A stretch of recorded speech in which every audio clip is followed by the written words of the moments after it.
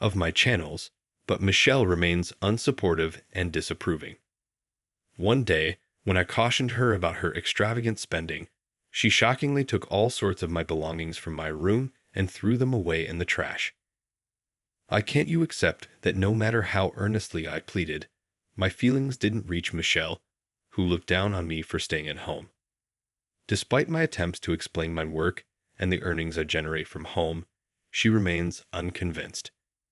Her lack of belief in the legitimacy of working from home has strained our relationship. I have been providing her with a fixed amount of money for living expenses every month, but she assumes I'm taking it out of my savings from when I was single. She refuses to believe that I am earning from home, even when I offer to show her all my earnings for the month. I work part-time 5 days a week. Some of my friends' husbands even say it's fine for them to be a full-time housewife. I'm really jealous, I explained to Michelle. However, her skepticism persists. Even if you show me, I'm sure it's some kind of trick, and even if it's true, there's no guarantee your income will continue. There are no bonuses if you're not a company employee, so quit this unstable job already, Michelle insisted. When I quit my job, I honestly shared my feelings with her, hoping for her support. However, she denied my work from the beginning, even after I resigned. I've been living off the income from video streaming, and despite my efforts to prove the legitimacy of my work, Michelle remains skeptical and unsupportive. Feeling unappreciated and hurt, I began to sense a falling out of love with her. Despite my dedication to both my in-laws and Michelle, it became apparent that she thought it was acceptable to treat me poorly. Faced with this realization, I decided it was time to leave the house immediately. My name is Jake Smith, and I will turn 43 this year.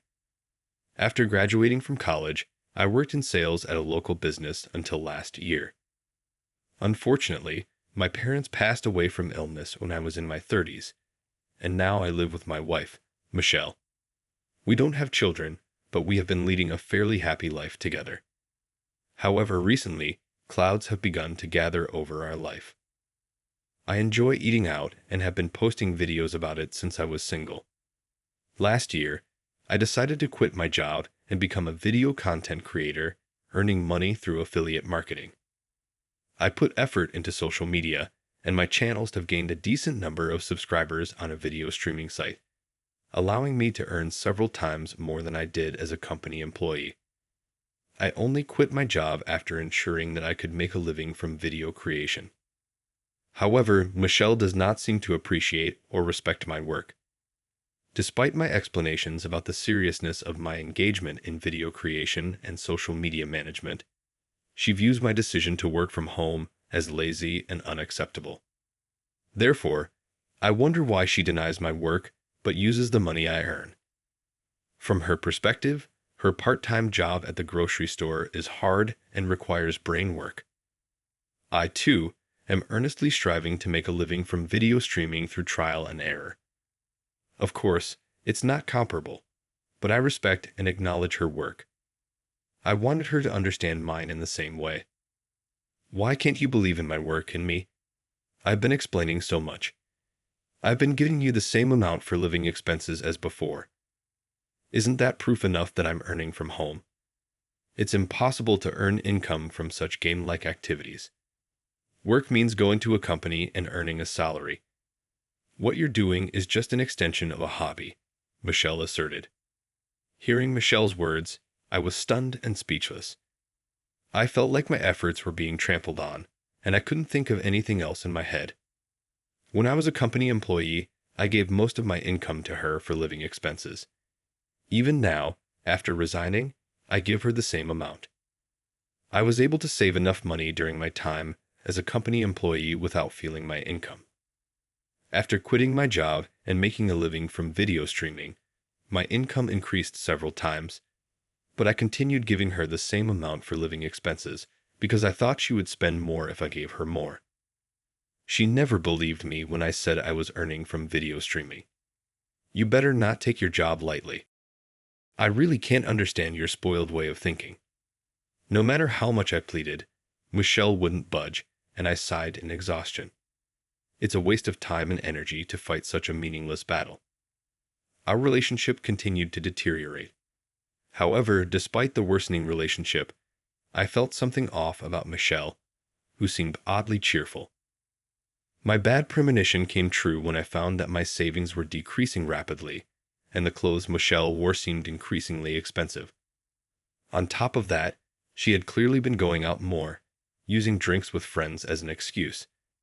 I instantly realized that Michelle was splurging our money. She probably thinks that I'm just taking out money from my savings and that I'll get a proper job once it's all gone. For now, I'm okay as long as I'm earning from my video streaming, but I'm shocked at how Michelle has changed. It's disheartening to see the money I'd worked hard for being spent so frivolously. But then, something even more disheartening happened one day. The doorbell rang, and there stood my in-laws. Sorry, Michelle's at her part-time job right now. No worries, she gave us the go-ahead. We've decided to move in with you starting next week. We came to measure the room for our big furniture. I was astounded by this sudden announcement of cohabitation. What? I haven't heard anything about this. What do you mean you're moving in? I protested in panic. However, it seemed Michelle had made this decision without consulting me, and my in-laws had already terminated their rental lease. That night, I confronted Michelle when she came home from her part-time job. I never agreed to live with your parents. How could you decide something so important on your own? Despite my raised voice, she was nonchalant. What's the big deal? You decided to quit your job on your own, right? So, I made this decision on my own too. Plus, my folks suggested moving in. They said it would be hard for us to manage household chores with both of us working. They're so considerate, unlike you. I wish I'd married someone like my dad, she remarked casually, walking back to her room. I sighed deeply. Who compares their husband to their parents like that? I had discussed quitting my job with her at length, but she hadn't listened and ended up saying, "Do whatever you want." Yet, in her mind, it seemed I had quit my job on my own accord. As a result, I had no choice and found myself forced to live with my in-laws. Jake, could you lend me some money? Michelle asked, but I just gave her some the other day. I'm not exactly rolling in dough here, I replied. My in-laws began asking me for money behind Michelle's back right after they moved in. It appeared they had gotten into gambling and needed more than their pension and savings could provide. Their offer to move in was probably a ploy to save on living expenses. Michelle thought they were concerned about our well-being, but it was clear they were after my money. With Michelle working part-time, she couldn't afford to give her parents any allowance, and she'd be shocked to see how much they had changed. That's how much she admired her father when he was still working and her mother who supported the family as a housewife. Wanting to avoid conflict, I found myself unable to refuse my in-laws' requests and frequently gave them money. Between my in-laws' leisure expenses and Michelle's splurging, my savings and video streaming income were slowly dwindling. The money I'd worked so hard to earn disappeared like water in others' hands. This reality was taking a mental toll on me. Reaching my limit, I decided to talk to Michelle before bringing up the money issue with my in-laws. Hey Michelle, don't you think you've been spending a bit too much lately? You're always going out for drinks, and you don't need to buy so many clothes and cosmetics just because I'm earning. I seized the opportunity to address this while her parents were out, but she just glared at me intensely. I braced myself instantly, but she didn't scold me. Instead, she headed to her room. I wondered what she was thinking, but the next day it all became clear. She'd had taken all my belongings from my room and thrown them in the trash. Hey, what are you doing? Stop it. I raised my voice in shock, and she looked at me in the eye and said, I'm just taking out the trash. Parasites should leave the house. I couldn't understand what she was saying at first. If anyone was acting like a parasite, it was her and her parents. Anger surged within me. Parasites. I'm the one earning the money we live on, right? Don't act all high and mighty over your petty earnings. You never work. Plus, this house was paid for by my parents. You're just a stranger living here. A parasite. So please, just leave. My parents are living with us now, so we don't need you. Michelle gestured dismissively at me, as if shooing away a stray cat. Indeed, my in-laws had helped financially when we built the house. That's why I felt obligated to give them money. I thought I was doing my best for my in-laws and Michelle, but it seems Michelle considered me someone she could treat poorly. When I realized this, I felt myself falling out of love with her. Understood, I said. When I said this, she had a satisfied look on her face, but I didn't pay her any mind. Instead, I gathered the few belongings left in my room and left the house immediately. I decided to sell unnecessary items and live in a hotel for a while.